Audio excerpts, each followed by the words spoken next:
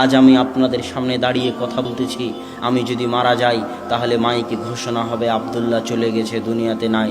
অথচ আমার হাত, আমার পা, আমার চুল, আমার নাক, আমার মুখ সব কিছুই আছে। তারপরও মানুষ বলতেছে আমি নাকি চলে গেছি।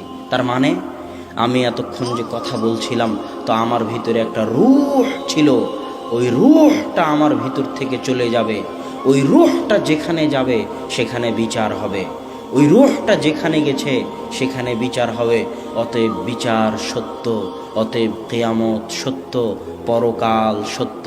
যে আল্লাহ আপনাকে প্রথমবার বানিয়েছে তার জন্য দ্বিতীয়বার বানানো সহজ। তাই বুদ্ধিমত্তার পরিচয় দিন, নিজের জন্য কিছু করুন, নিজের স্বার্থ বুঝতে শিখুন, স্বার্থপর হয়ে নিজের জন্য কিছু করুন।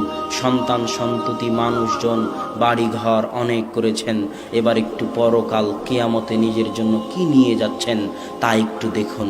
এই জন্যই কিন্তু আল্লাহ আপনাকে সৃষ্টি করেছে, ওয়ামা খালাকতুল জিন্না ওয়াল ইনসা ইল্লা লিয়াবুদুন। মানুষ এবং জিনকে সৃষ্টি করেছি শুধু আমার ইবাদত করার জন্য।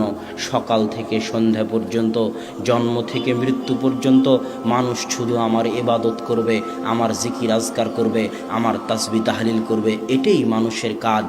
তাহলে খাওয়া দাওয়া, চাকরি বাকরি, বেঁচে থাকতে খাওয়া লাগে তাই খাবে। কথা মনে হয় বুঝাতে পারি? বেঁচে না খেলে তো বেঁচে থাকবে না। বেঁচে থাকতে খাওয়া লাগে তাই খাবে। খেতে হলে একটু চাকরি করা লাগে তাই চাকরি করবে। কিন্তু আসল কাজ কি? কথা বলেন না যে আসল কাজ কি? ইবাদত করা। আসল কাজ এই চাকরি বাকরি, জমি জায়গা, এগুলো আসল কাজ নয়। এগুলো বাঁচতে হবে তাই করতেছেন, না হলে মরে যাবেন দুনিয়াতে।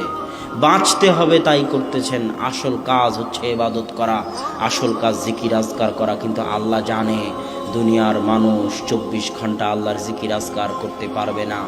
মুসা আলাইহিস সালাম জানতেন দুনিয়ার মানুষ 24 ঘন্টা 50 ওয়াক্ত সালাত আদায় করতে পারবে না।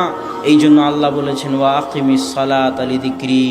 দুনিয়ার মানুষ আমি জানি তোমরা 24 ঘন্টা পারবে না, তবে অন্তত পক্ষে, নিম্ন পক্ষে, যে কোনো মূল্যে সারাদিনে 5 বার আমি আল্লাহ আমাকে স্মরণ করিও। আল্লাহু আকবার।